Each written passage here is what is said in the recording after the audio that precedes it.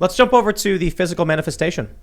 We have this story from AmericanExperiment.org. I'm not familiar with this organization, but they do have a graph showing the change in population among states. And it's a little hard to read because everything's kind of small, but you can see here, California at the bottom, losing 367,299 people. New York, 352,185, followed by Illinois at 122,460, and then Massachusetts at 46, and so on and so forth. You can then see the states that gained the most population. Florida, 220,890. Texas, 170,000. The interesting thing is, the people fleeing New York and California are actually spreading out among many of these states. Now, I don't think there's a 1-to-1 ratio for the most part. It could be that some people are just leaving the country outright. But it's very obvious, isn't it? Florida has one of the biggest cities in the country, Miami. But they're seeing population growth. So it's not a city size issue. Texas, well, it's one of the biggest states in the union. And they got some of the biggest cities. They're seeing population growth. So it's not that people are fleeing big cities or blue cities. It's that people are fleeing totalitarian states for freedom. This is a manifestation of everything we're seeing going on. People are voting with their feet. They're saying, I'm mad as hell. I can't take it anymore. And they're moving. It's a tough move, to be completely honest, especially, you got a family and you got to find a new job. But I'll tell you, what worries me about all this, maybe worry isn't the right word. Maybe I should say what I noticed is that we are now seeing that ideological polarization become geographical polarization. People are going to say no to Newsom and to, how do you say your name? Hochul is what I hear. Hochul? I'm a New York resident. I haven't even bothered to learn how to pronounce our governor's name. Hachel. Hachul. I don't know, whatever. Good, yeah. People are going to flee this stuff. And I'm worried about what happens next when you then have a city that is 99% Democrat and another city that is 99% Republican. And they're just going to be like, y'all aren't welcome here, right? Mm-hmm. You're going to have that social contract you were mentioning just a moment ago where one group says we don't serve that other group of people, but now it's at the state level. But it's even happening between blue states. Like you were saying earlier, like Union City, New Jersey can't go into the city like they've been doing their whole lives because New York City is essentially saying you're not welcome here. And your 5-year-old's not welcome here unless you do what we say. And you soon might not be able to travel to those particular states. Right. As interstate travel could be vax mandated soon, which is absolutely people crazy. they've been talking about putting up state borders. I mean, this sort of happened last year when police set up checkpoints between Connecticut and New York because they were worried about New Yorkers fleeing into Connecticut. But I think we actually might see it happen. I mean, Europe to a certain degree has had some border checkpoints, but that's because they're like, we're countries, not states. Mm-hmm. The U.S. hasn't had that. Which amendment is it that allows freedom of movement? Is it the 14th? You can freely move between states? The right to travel is pulled, I think it's under the 14th Amendment. But yeah. It's... I think the essence of it is one of the liberties, right? That the states cannot. I wouldn't want to be in a state like, I don't know, California. It's a court-invented doctrine, the right to travel. But yeah. But the thing with California, it's not necessarily just the totalitarianism, although that does play a role in the thing I'm about to mention. It's just not being able to afford to live. You literally just can't afford to live in California right now. In California, it's, I think, a much longer trend than in some of these other places. In California, there's a vicious cycle where the middle class is being pushed out. It's impossible to live in California increasingly as a middle-class family, as a combination of sort of economic benefits and detriments. California is becoming extremely polarized between very wealthy people who can afford the costs and then a dependent class of poor people who are dependent on the state and the programs. Mm-hmm. That's a much longer term trend in California, although I'm sure it's accelerated now, but I'm not sure how much, like, for example, and it's not population normed, so it's hard to say. Like, California's just a much bigger state, so a smaller percentage of people, could result in a very big bar graph. But my impression is that California has faced this problem for quite a few number of years, even before COVID, and particularized on the middle class, which makes the political situation worse because the middle class is the Republican base in California. So like the politics are becoming more unidirectional extreme as the middle class is getting pushed out. And it's probably why their borders are wide open as well, so they could fill in the void. California actually discussed a huge tax. This is like 10 or 15 years ago. They discussed, which would be wildly unconstitutional, but they discussed essentially a seizure of half of your assets when you exit the state to try to keep people from leaving. Oh, yeah. Well, it was like up to 10 years after you leave, they could tax you. And like, good luck sending your tax agents to my state. This is important, though. Florida has 21 million people and California has 39 million. So California, if you were to normalize, for population, California is losing a lot of people relative to what Florida is gaining. You can also take a look at some of these other states that are smaller, like Mississippi or Maryland. When Maryland loses 19,871 people, Maryland doesn't have that many people relative to California. Yeah. So you got to understand population density as well. People are fleeing these blue lockdown states for non-lockdown states for the most part. Not completely, but for the most part. So DC is very small in comparison even to all the states. So I would guess that if you norm this by population, you would see DC be on par, if not beating out New York and California for fleeing, especially since the barrier to leaving in DC is so much lower because you can just move across the state line and still keep your job, keep your commute, keep your everything. DC has 692,000 people. So I'm not going to pull out a calculator and do the normalization, but you get the point. I was trying to see where New Hampshire was on the list. It's in New the Hampshire's middle, gained, but it has a very small population. But it's gained, I think, around 13,000 people. That's pretty significant. Look, I lived in New York, and I told people I was getting out because I saw how bad things were getting politically. Look where they are now. And then I moved to Jersey, and then it was still bad with the bombings and the police killings. Moved to South Jersey, and then the riots happened. They crossed the bridge, and I said, I'm going to the middle of nowhere. Yeah. I moved out of New York City as well. I couldn't handle it. I was like, this is absolutely crazy to be living in there. I don't know how you moved to there. Well, I moved from DC, so there you go. All right, so it's an improvement. It's an improvement. From a swamp to a rat-infested sewer. I mean, I'm a city person. I love New York City, despite some of the crazy politics. I've never lived really in a place where I agreed with the majority of my neighbors. But I think in terms of this moving and the decisions that people are making about geographically becoming more stratified, I think the real key would be using, like what you guys are doing, right? Using that move to build something new, to build those networks, because a lot of these forces are national, right? If everybody moves to West Virginia, even if they don't bring their liberal politics with them, even if it's only conservatives, for example, or people who oppose lockdowns or whatever it is, moving to West Virginia, a lot of these forces are national. West Virginia is just 20 years behind in terms of being, sort of shaped, to your point about the shades of moving from yellow to white as a background color. If these moves are not, progressives are losing. I think that they still control, when you still have corporate media control, you have control of your bureaucracy, national bureaucracy, you have control of most of the culturally producing institutions, not the least of which are the academy and the K-12 schools. So for example, even in red states, public schools and the district officials are at least a standard deviation or two to the left of the population. But this is These why things move entire states, even red states, left over time. This is why the left is so freaked out about the right's assault on critical race theory, because progressives don't have children, they have yours. I don't remember who told us that, but it's a good point. Yeah. Conservatives have way more kids than liberals, and liberals are more likely to abort their children, meaning if you just went by family, you would have substantially more conservatives in 20 years, and the states would be turning red. However, the left, probably understanding this, has sought to indoctrinate the children of more conservative-leaning people. With conservatives now figuring out what's going on with critical race theory, this completely threatens everything about the left. They don't have kids. And I'm not making that stat up. I've done a bunch of stories on this. Back in 2000, there were several studies. One found that, a couple of them found, conservatives had more kids than liberals. Conservatives were having 2.05 replacement levels, and liberals were having like 1.5, meaning they weren't. What do we get today? Pew Research showing that Generation Z is a teeny bit more conservative. For the first time in 100 years, a generation is a teeny bit more conservative because it's always been shifting more progressive.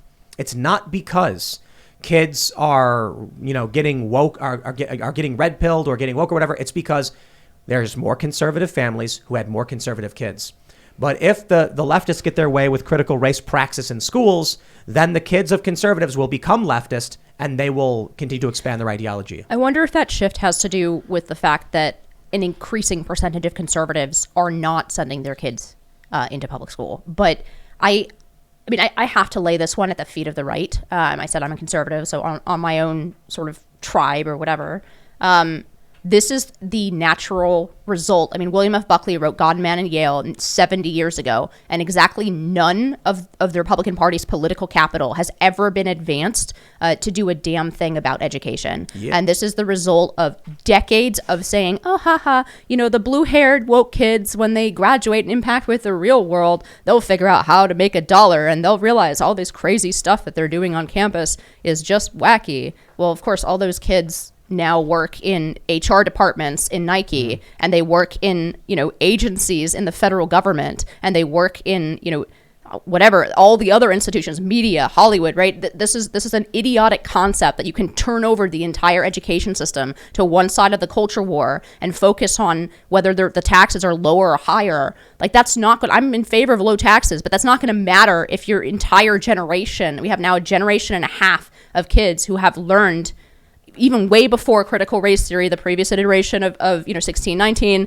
even the standard textbooks when I was in high school in the mid 2000s, those textbooks are already skewed left. This is not a new problem. This is, and I frankly blame the right for it even more than I blame the left. We have ignored this problem. We have put absolutely zero political capital into solving it, and we're now reaping the consequences of that. But even when there is an effort to create a school, like a charter school, let's say, that is going to, not allow that kind of stuff, they ultimately do get infiltrated by the woke teachers who do bring on their woke stuff. Like, I remember talking to a handful of teachers at a charter school in San Diego.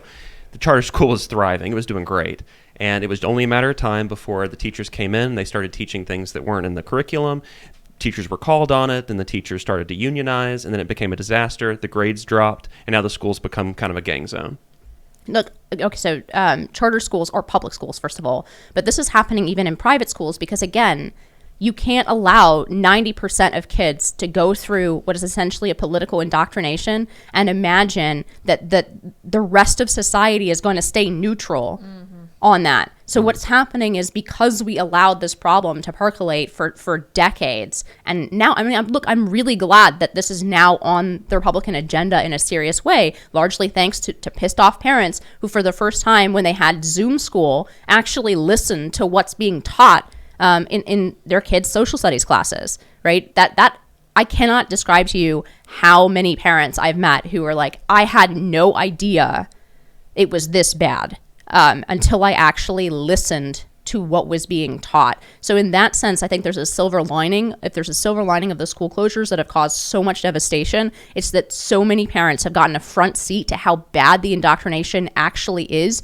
in a way that it's really hard to convince parents. If they read like a news story or they see a video, they say, oh, well, like that happens in that town, but that's not happening in my town. Yes, it is. Even in the red states, even in deep red counties, it is happening. Yeah, in West Virginia, the school boards were infiltrated by leftists. I'm not saying this to be cute or to be hyperbolic. Actual Marxists who actually talk about Marx and support Marxist views. And these West Virginian parents are like, but we live in West Virginia. It's like, well, look, at a certain point, I think older millennials, mostly boomers and silent generation, they just thought they won. They were like, we did it, we won, America's done, and then they left.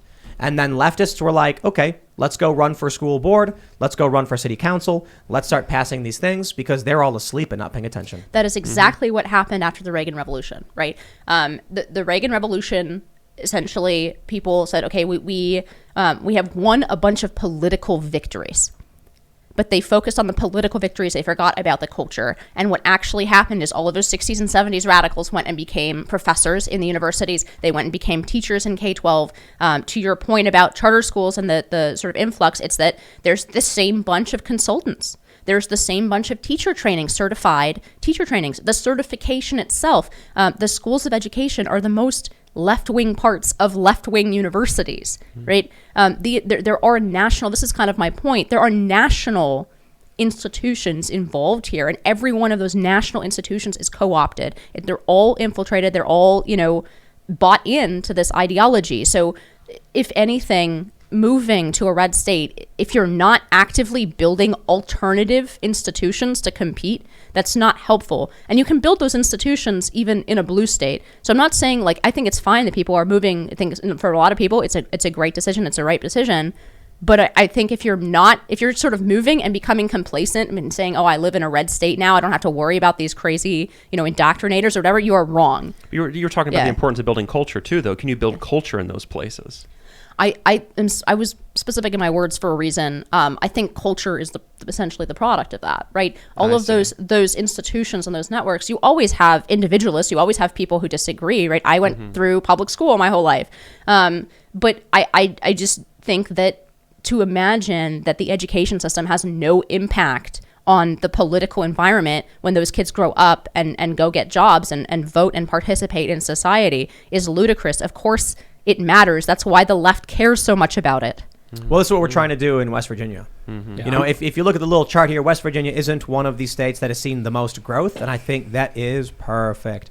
I don't want to look. I like Florida and I like Texas. We went to Texas. It's too dense.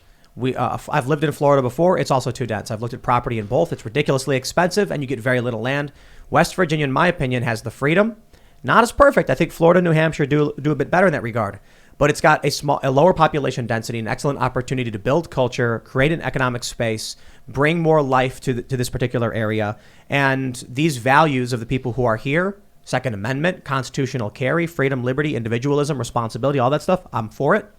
So we'll build culture around that. And that will create an economic center, maybe not the biggest in the world, maybe not the biggest ever, but big enough that will help people with these positions, with these policy positions, grow and succeed and have families. Well, yeah. You also have to harness the actual. So it's not. I'm in total agreement with everything that you said, but you can't completely forget public policy. In fact, West Virginia, after this state was one of the last holdouts in terms of school choice, private school choice in the country, because there's a very powerful they're not really unions, but the teachers unions here functionally have enormous power and were able to block those bills year after year after year in the Republican legislature, even, right?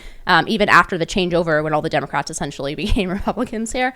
But now you have an education savings account program here. You have the largest education savings account program in the country in a state where just a year and a half ago, you couldn't pass a tiny school choice program for kids with special needs because the dynamics have changed so overwhelmingly in these debates. I think that that's a really positive sign. So it's individual building networks, building new institutions, but it's also not forgetting that public policy is an important tool, and we shouldn't, cut ourselves off from availing ourselves of that tool. Yeah, personally, I'm a Florida man at heart. I think there's a big fight that's going to happen in that purple state where there's a lot that kind of weighs for the future of this country. But also, I think another big victory that we should kind of talk about is more people homeschooling than ever. Homeschooling networks also becoming more prominent. People coming together and saying, hey, these institutions have failed us. We could teach our kids on our own, and sharing resources, sharing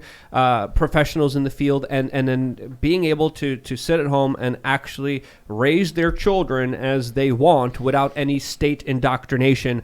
Because essentially, if you look at education centers, I mean, one, they're outdated. They were created by the Rockefeller system that was trying to create literally factory workers. It's nonsensical, and a lot of the stuff that they teach them, it's not only just brainwashing, but a lot of it is also impractical.